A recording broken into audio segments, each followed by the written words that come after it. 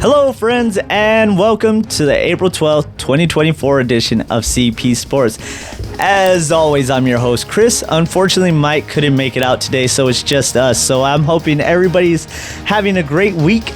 And let's get the weekend kicked off with some great sports as we are on the cusp of the NBA play-in and the Houston Rockets are now out of contention.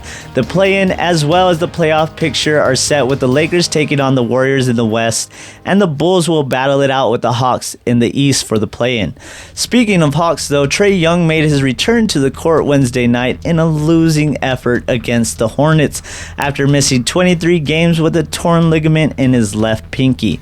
Young wore a wrap on his left hand to protect the surgically repaired pinky as he shot 100% from the field, three-point line, and free throw line for a total of 14 points with 11 assists as well as a steal in the Hawks' 1-point loss to Charlotte.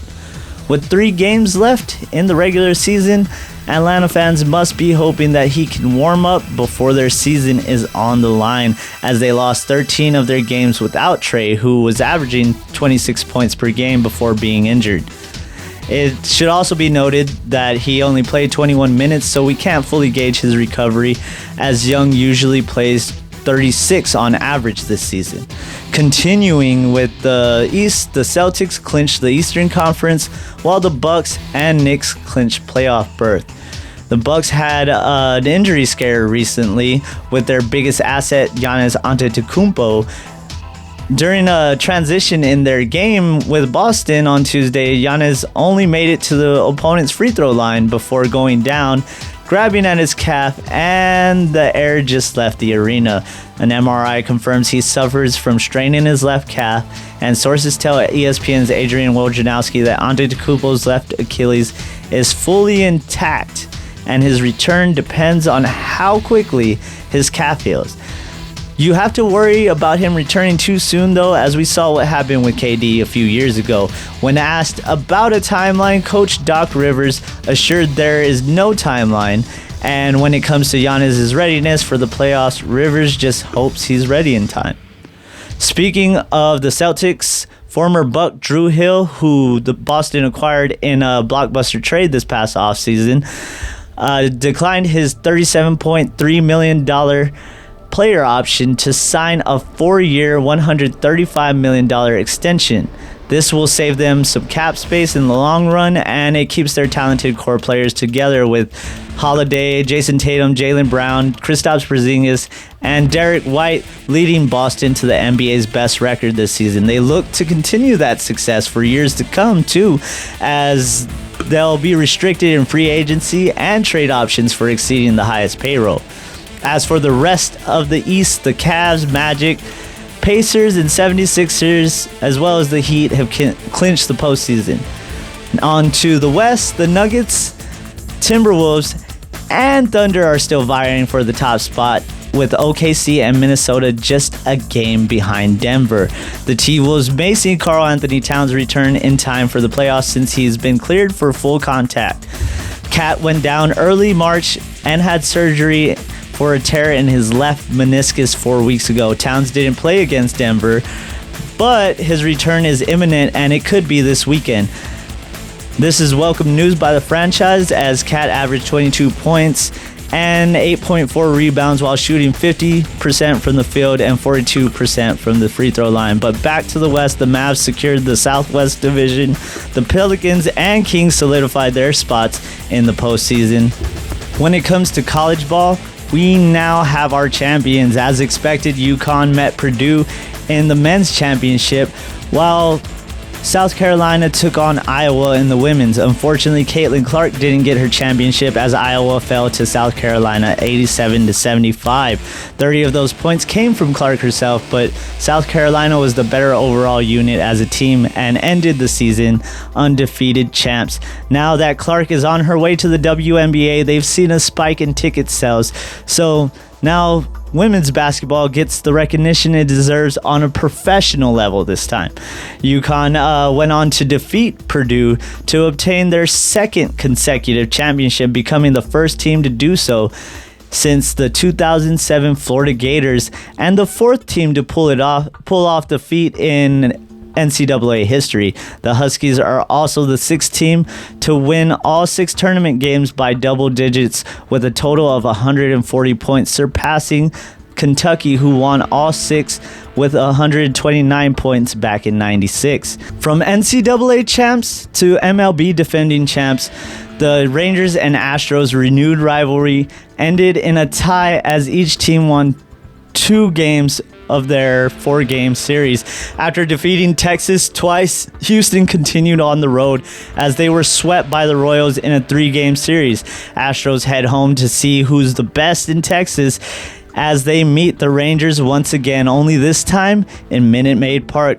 The Road Warriors now take to the streets of Houston after losing to Oakland in hopes of sweeping the Astros in their own ballpark, much like the postseason. The 3-game series starts tonight, and you can catch Saturday's game on FS1 at 3:30 p.m. On the topic of baseball, Shohei Ohtani's former interpreter is facing federal charges after he allegedly stole millions from Ohtani.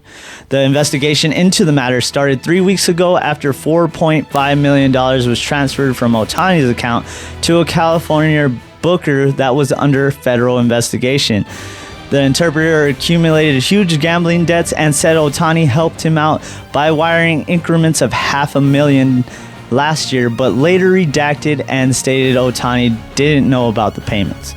The Times reported Wednesday that he might have laundered more than previously reported as he changed Ohtani's bank account settings so he wouldn't be alerted about the transactions.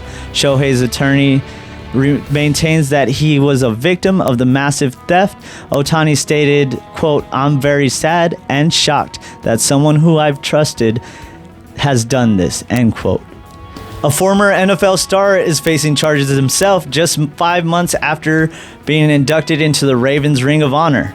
According to police records, Terrell Suggs allegedly stuck a gun out the window of his vehicle in the drive-thru line at Starbucks in Arizona. Suggs allegedly got into an argument with another customer after hitting their car when reversing in the lane. The 2 men got back into their cars and finished their orders without incident, but as Suggs drove off, he allegedly flipped the bird to the other driver, and the 2 men exchanged obscenities, with Suggs allegedly telling the other man that he would kill him. As Suggs started to pull out of the drive-thru, he allegedly stuck a gun out of his window but didn't point it at the other man. The driver then took that as a threat and proceeded to call police with Suggs' license plate number. The incident was all captured on the man's dash cam, and Suggs claims he feared for his safety during the dispute in a statement released by Denise White of EAG Sports, stating, quote, "I was in a quiet area of Scottsdale in the middle of the day in a Starbucks drive-thru near my home when an incident happened with a vehicle behind me. I was getting coffee. I was not looking for any trouble. When the man in the other vehicle escalated the situation, I feared for my safety, not knowing what his intentions were.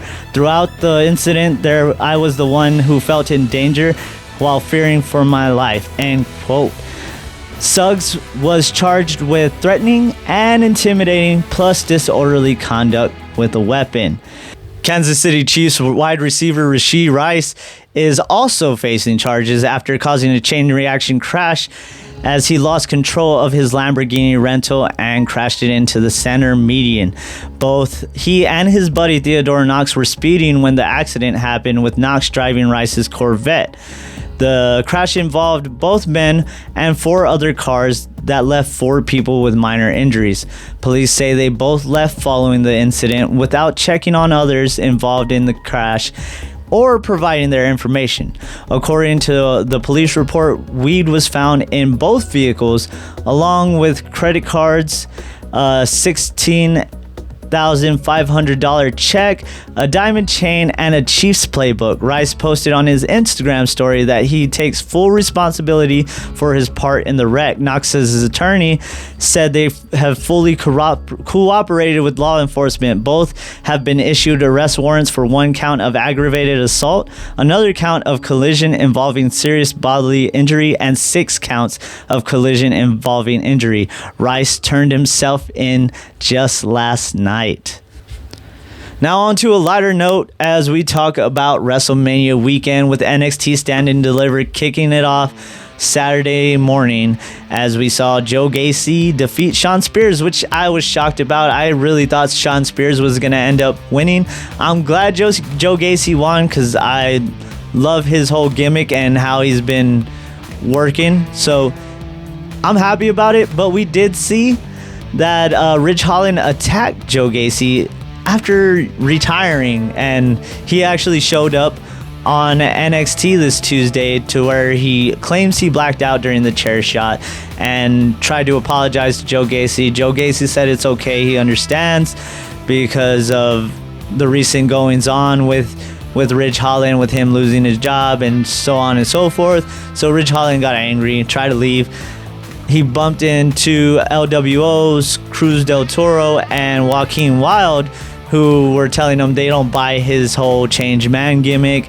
So then he got into it with them, tried to storm out the door, and Cruz del Toro tried to chase after him, but got smashed in the hand with the door.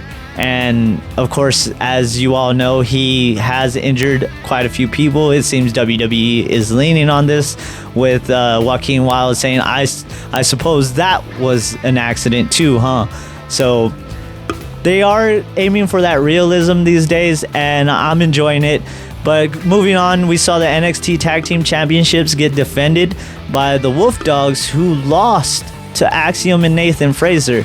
Now, this matchup was good on, I feel like, Corbin and Breaker's part, but Axiom and Nathan Frazer, sometimes they just try to work too fast and they mess up.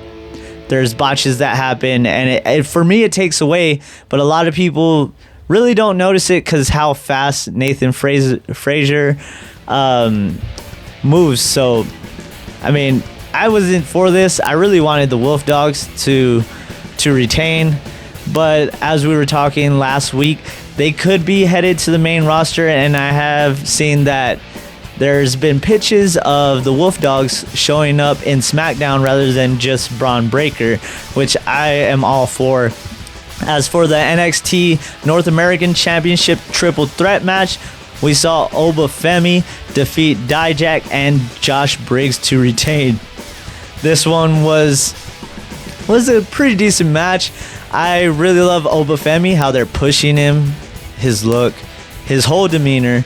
He just seems like a champion. I'm glad they're keeping the strap on him, and I hope he goes further in this. As for the women's side, we saw a 6-women tag with Thea Hale, Fallon Henley, and Kalani Jordan defeating JC Jane, Kiana James, and Izzy Dame. This one was okay. I'm not really a fan of 6-person tags, but I guess I could give this one a pass. There were some things that I didn't like. There were some things I did like. It's kind of just an acquired taste. As for the NXT Women's Championship, Roxanne Perez ended up defeating Lyra Valkyria to win the championship back that she never lost. And I'm loving the way they're not, I wouldn't necessarily say pushing Roxanne, but the way she's going about everything, being kind of the mean girl of the whole thing. You know, I like her new gimmick, in other words, and I'm here for it, and I hope she continues to succeed in NXT and goes on to the main roster, as well as Lyra Valkyria. She deserves the main roster as well.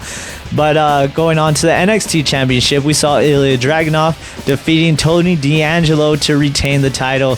This one, it was good at some points. The only thing I can complain about is I don't like how Ilya no-sells sometimes, and he did that quite a bit in this one. It kind of reminds me of when John Cena went up against the Nexus, got DDT'd on the floor, and still came back and beat, what was it, 2 or 3 people in a row or something like that when he was the last one standing. But anyways, we'll go on to the main event, which I was surprised this was the main event. We saw Trick Williams take on Carmelo Hayes. What a match this was. I loved every minute of it, and we saw Trick Williams win, which I figured he would. We all figured he would, I'm pretty sure. The only one we didn't see coming was the Wolf Dogs and Shawn Spears. I really thought Shawn Spears was going to win that. I really did, especially with him just returning. But it is good to see him putting over the younger talent. As for WrestleMania Night 1, we saw Rhea Ripley defeat Becky Lynch for the Women's World Championship, or to retain it actually. But I'm really happy they stuck with Rhea. I do not want to see the championship on Becky, at least not right now. I've always been a fan of Becky since, the steampunk days and the little Irish dance or whatever, but I jiggled there for some reason trying to kick up my leg. Anyway, I just don't want to see Becky in the main event picture again. I think they should give it a break for now. Rhea should go on to face others other than Becky Lynch and, the main ones that they usually do. But I don't know exactly where they could be going now. So we'll see what happens. As for the SmackDown and Raw Tag Team Championships, we saw the six-pack ladder match where the Judgment Day defended their undisputed championships. After I saw the setup, though, I figured they were splitting the championships up with the way it looked. And we saw A-Town Down Under obtain the, I believe it's SmackDown Championships, which I was surprised, but I love it. I'm happy they're champions now. They're great talents. I love their gimmicks. They're just amazing in the ring and on the mic, and you just can't deny them. People don't like them now, but they will later. As for the Raw Tag Team Championships, this one really shocked me as we saw Awesome Truth win against the rest of the group to finish the match off. And Awesome Truth got their moment, so that was nice. I think it was their first time becoming champion, or tag team champions, excuse me. As for the LWO taking on Santos Escobar and Dominic Mysterio, we saw Andrade and Rey Mysterio take on those two. I really wanted to see Dominic and Santos win. Unfortunately, Andrade and Rey took the victory, but it was nice to see that all of LWO was there on one side and all of Legado de Fantasma was there on the other. I really wanted Legado to, interfere and Dominic and Santos to get to the win, which I think would have been great for their heat. Santos doesn't really have heat like that, I feel like, especially when it comes to comparing to Dom. But we'll see where that goes. We also saw the brothers Uso take on each other as Jey Uso defeated Jimmy. We all figured Jey was gonna win this one, and that's exactly what happened. Also, it was a super kick mania apparently. I kind of like this one in a sense. The super kicks I didn't care for, but other than that, the storytelling, the rest of the match was phenomenal, and these two are just amazing talents. I can't wait to see them get back together and obtain those tag team championships again, which who knows when we'll see that with the way the bloodline's going. Damage Control, Asuka, Dakota Kai, and Kairi Sane were defeated, of course, by Bianca Belair, Jade Cargill, and Naomi, with Cargill going over, which we all figured Cargill would go over in this match. If you didn't, I don't know what to say. I mean, that's the only way to go about it, right? But anyways, moving on to the WWE Intercontinental Championship. This one really shocked me.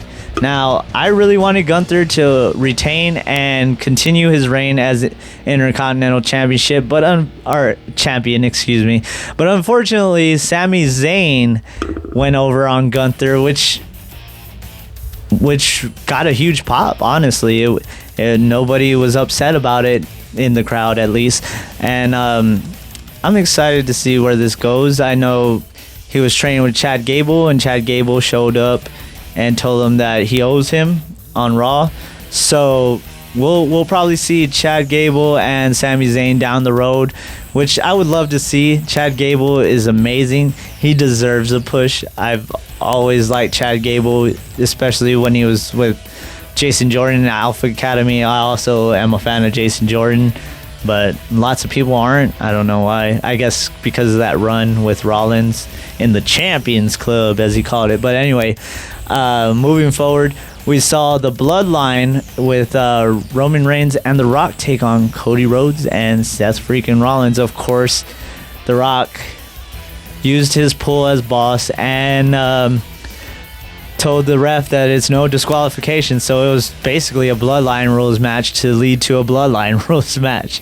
But Rock and Roman, of course, went over. It was the best way to do it, to have Cody win against all odds. Oh, of course I gave it away. But anyway, moving forward, night 2, we opened up with Drew McIntyre and Seth freaking Rollins, to where Rollins lost against McIntyre. And as McIntyre was bragging to Punk about how he won and blah blah blah, Punk swept his leg from the announce table, and Drew fell as Damian Priest's music hit, which I was hoping he was gonna cash in the night prior, but better late than never, right?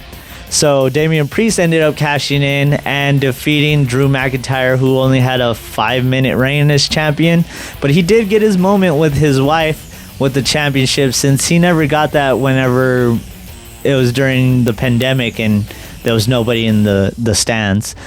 As for the Final Testament and what they call the Pride now, which is Angelo Dawkins, Bobby Lashley, and Montez Ford with B-Fab, it was a Philadelphia street fight and featured Bubba Ray Dudley as the special guest referee.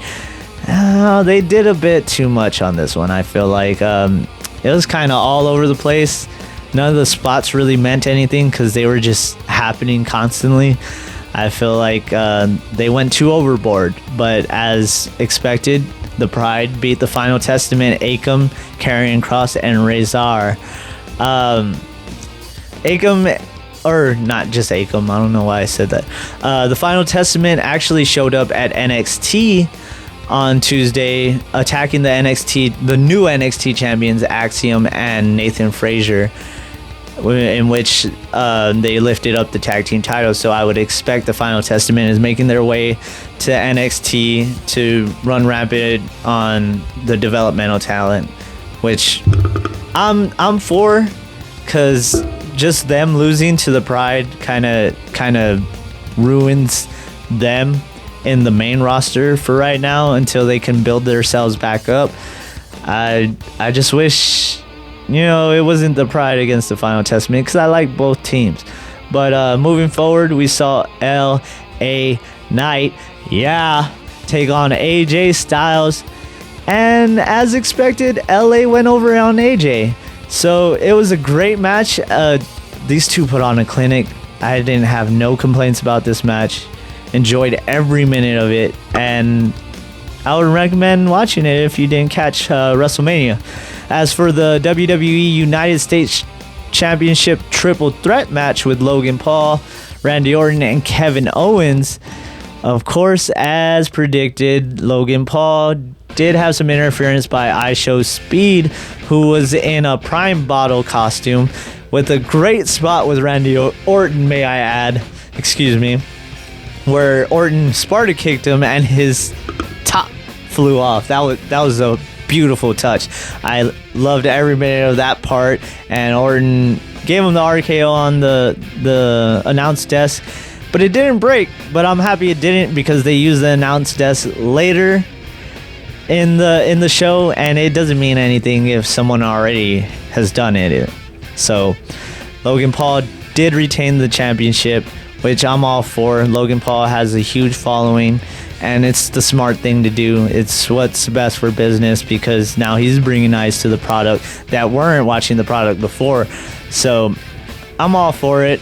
As for the women's championship match, Bayley went on to defeat Io Sky as predicted via pinfall. This was a pretty decent match. I'm glad to see Bayley is back off on her own. She is not a hugger anymore still, but we'll see. I'm glad to see Bayley finally getting her flowers with just the fans in general. Bayley was always my favorite four horsewoman, or woman, I guess you could say, because, you know, Charlotte, Becky, Sasha, and Bayley. A lot of people love Charlotte. I mean, I love Charlotte too, and I like all that talent, honestly, except for Sasha. I've never been a fan of hers, but that's just preference.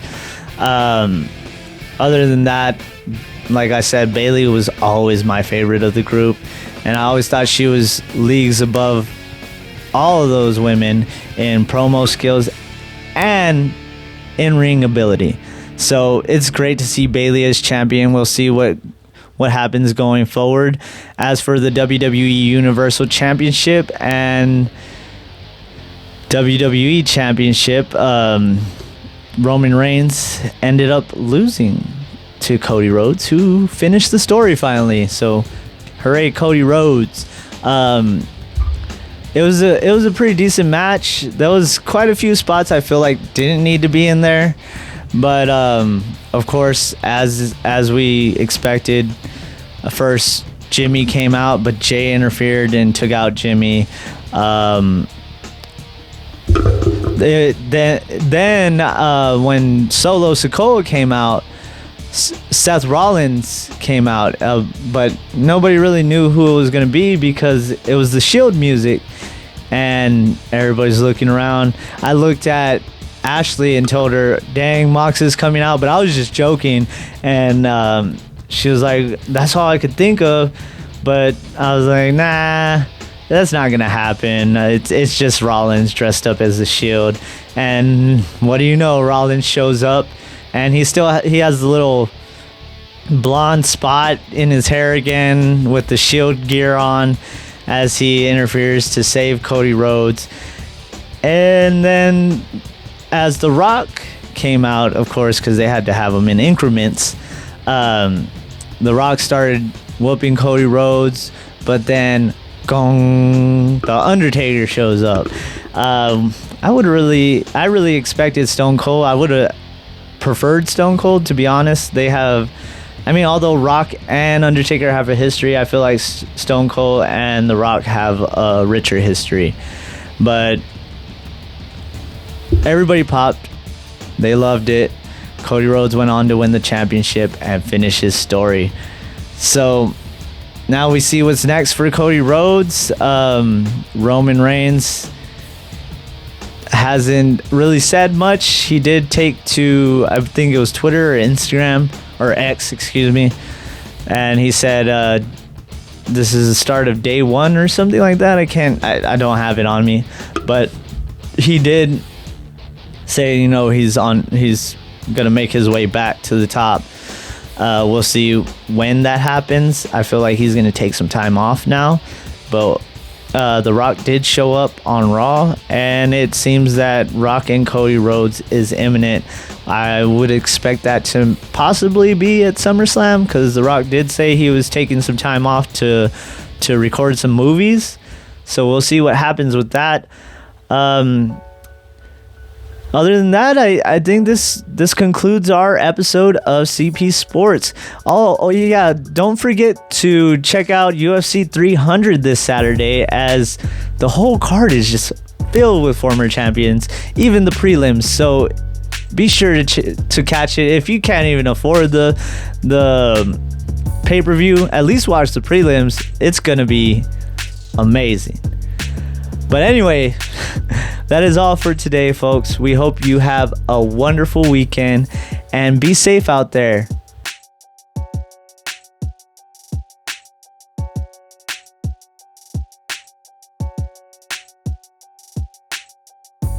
Thanks for tuning in to CP Sports.